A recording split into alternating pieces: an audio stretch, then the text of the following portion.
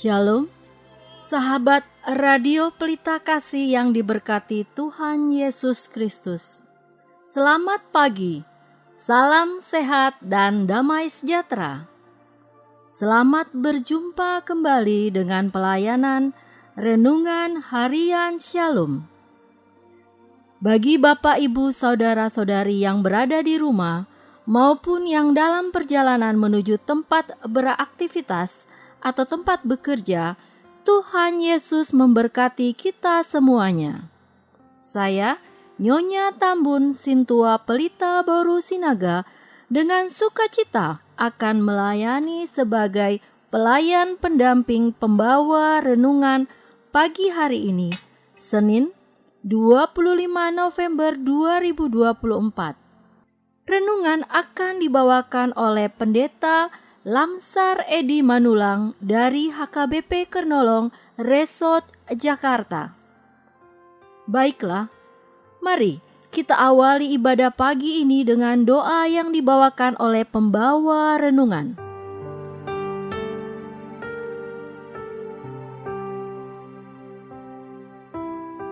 Kita berdoa.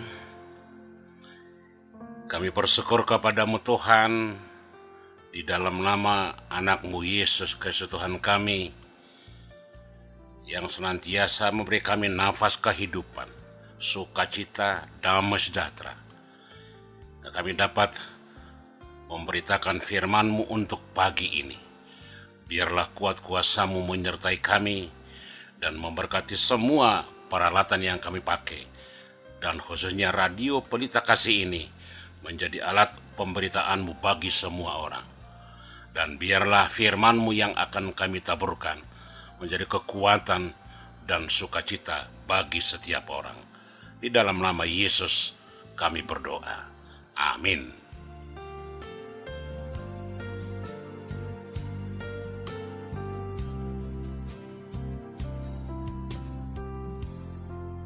Renungan bagi kita hari ini tertulis dalam kitab 1 Tesalonika 4 ayat 1-9. 1 Tesalonika 4 ayat 1-9. Beginilah firman Tuhan.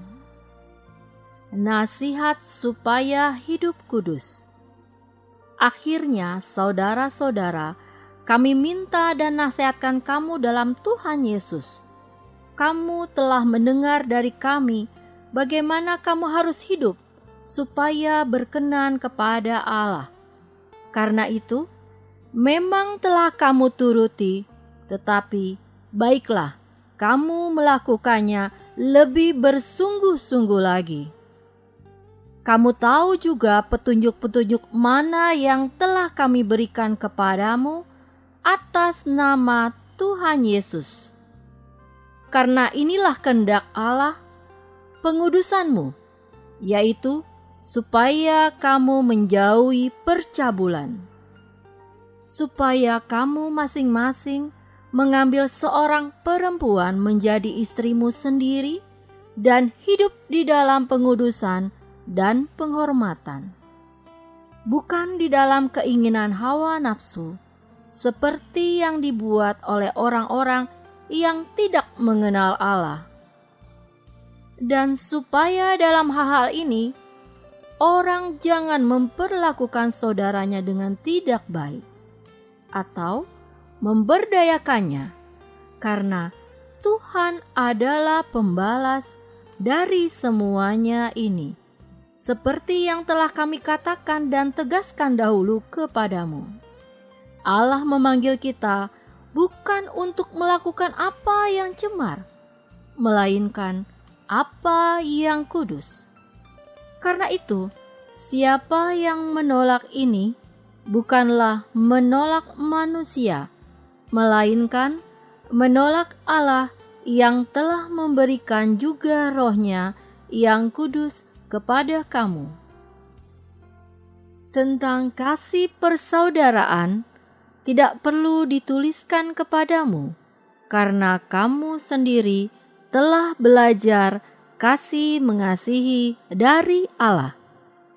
Demikianlah firman Tuhan.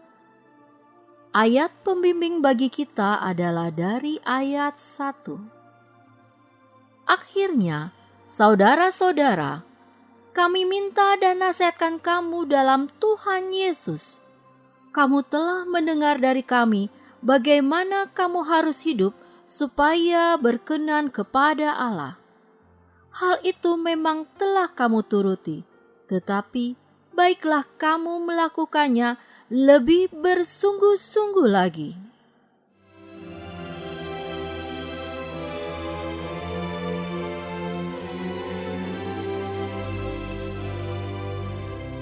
Sahabat Radio Pelita Kasih, bagi Paulus mengenal Yesus harus membuat seseorang memaknai hidupnya.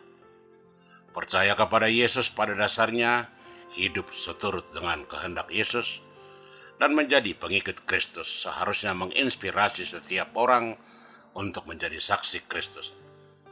Karena itu Paulus, ia menasihati orang-orang Kristen di Tesalonika untuk hidup sedemikian rupa dalam segala hal, termasuk penguasaan diri, sehingga mereka dapat hidup berkenan di hadapan Tuhan. Jangan dikuasai nafsu, tetapi hiduplah dalam kekudusan.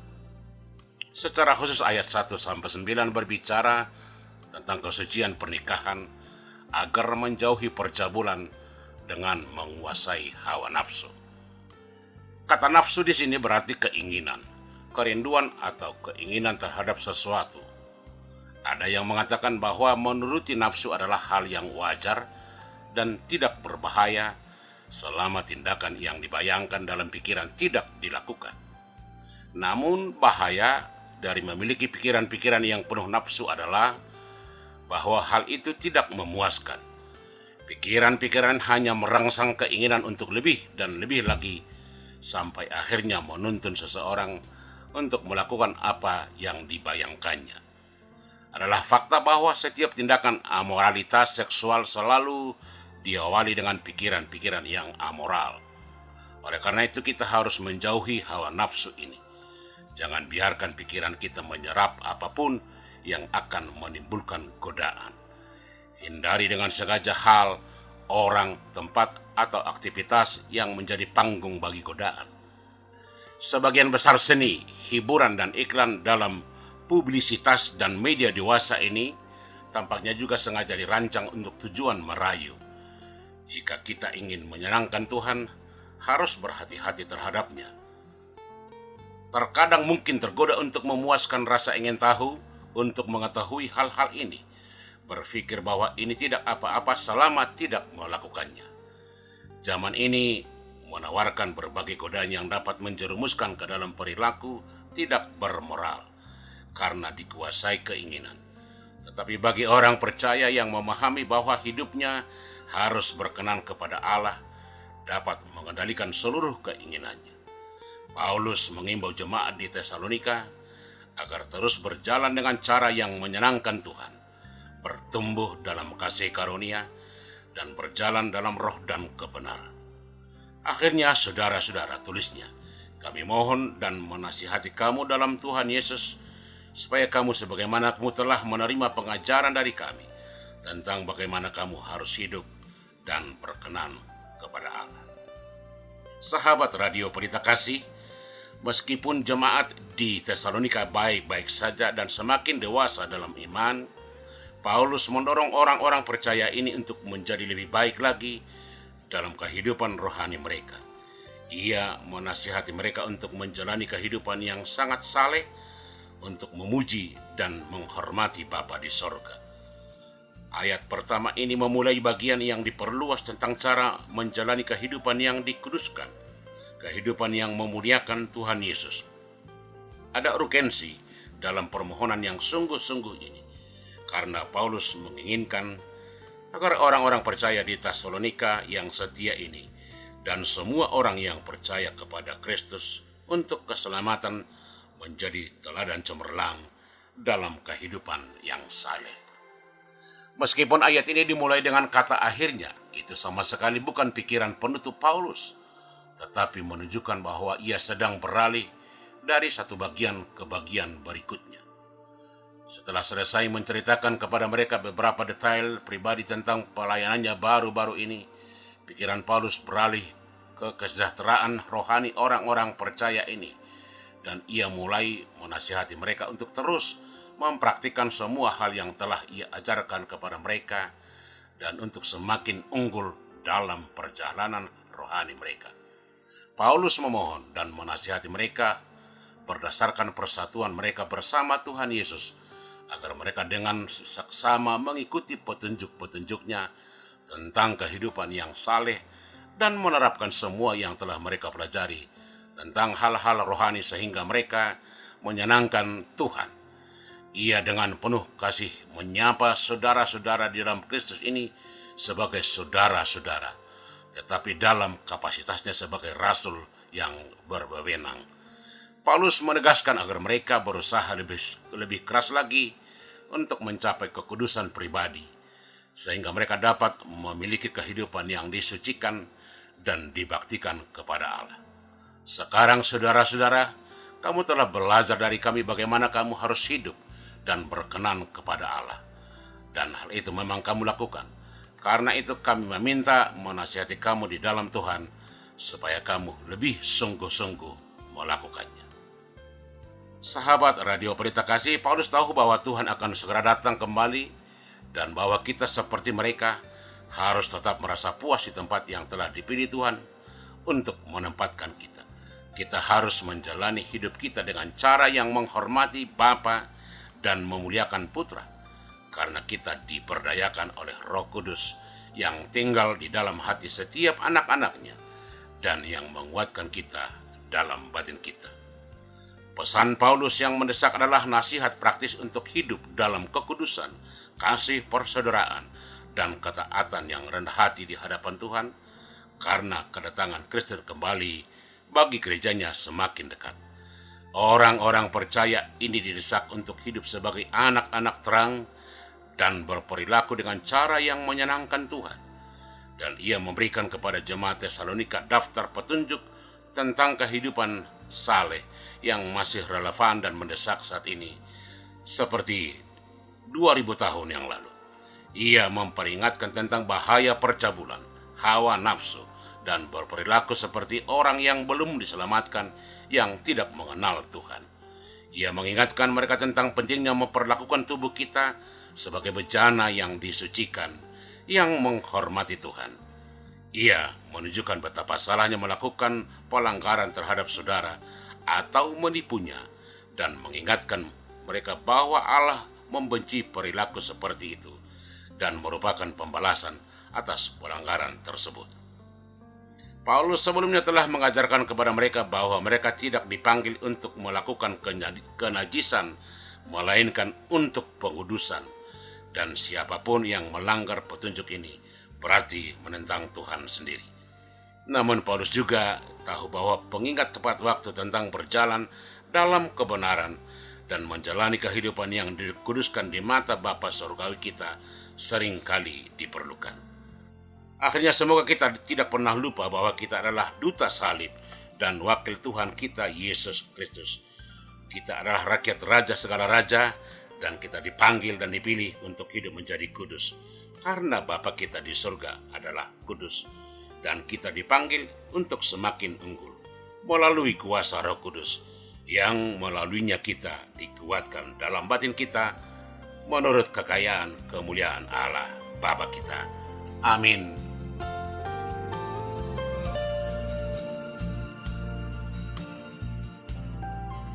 Kita berdoa. Terima kasih Bapa di surga, untuk segala berkat yang Tuhan berikan kepada kami sepanjang perjalanan kehidupan kami, dan yang menyertai kami melewati malam hingga di pagi ini. Dan kami memperoleh berkat-Mu melalui firman-Mu. Biarlah kuasa Roh-Mu yang bekerja dalam kehidupan kami, agar kami dapat mengerti dan melakukan seperti yang Engkau inginkan dari hidup kami. Hanya di dalam Yesus kami berdoa. Amin. Sahabat Radio Pelita Kasih, marilah kita mendengarkan beberapa informasi berikut ini. Bila Anda ingin merespon renungan pada pagi hari ini, dapat menghubungi Pendeta Lamsar Edi Manulang di nomor HP 0823 5043 0000.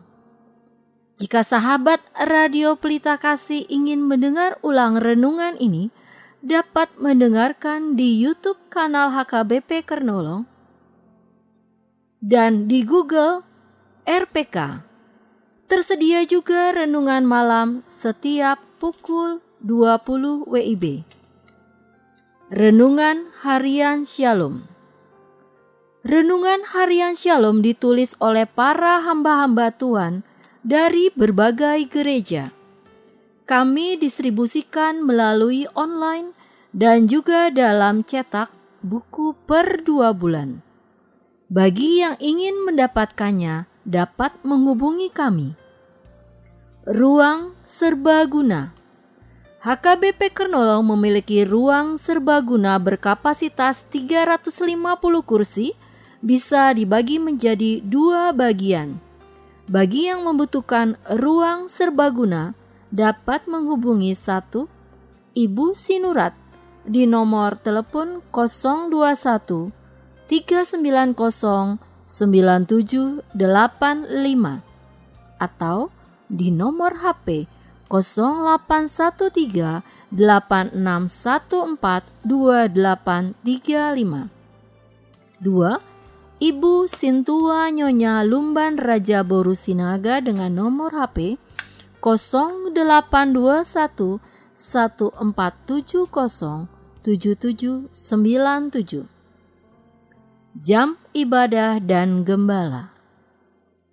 Bapak, Ibu, dan saudara-saudari terkasih, Gereja HKBP Kernolong adalah gereja pertama di luar Pulau Sumatera beralamat di Jalan Keramat 4, Jakarta Pusat dan telah berusia 105 tahun. Jam ibadah minggu dilaksanakan 5 kali, yaitu 1. Ibadah sekolah minggu pukul 7 WIB di ruang serbaguna. 2. Ibadah remaja pukul 10 WIB di ruang serbaguna. 3. Ibadah umum pertama pukul 7 berbahasa Indonesia. 4. Ibadah umum kedua pukul 9.30 berbahasa Batak. 5. Ibadah umum ketiga pukul 18 berbahasa Indonesia. Digembalakan oleh Pendeta Lamsar Edi Manulang STH, Pendeta Teti Dorinda Boru Sitompul STH, Bibel Fro Juliani Boru Tarihoran bersama 26 orang sintua. Tim doa. HKBP Kernolong memiliki tim doa. Bagi Bapak Ibu yang ingin didoakan, dapat menghubungi Nyonya Marbun Sintua Melkida Boru Panggabean di nomor HP 0813 8674. Segenap pengurus renungan harian Shalom menyampaikan salam kasih kepada seluruh pendengar setia dan pendukung acara ini. Kepada jemaat Tuhan interdenominasi dan seluruh jemaat HKBP dimanapun berada, kiranya Tuhan Yesus senantiasa memberkati kita semua. Horas!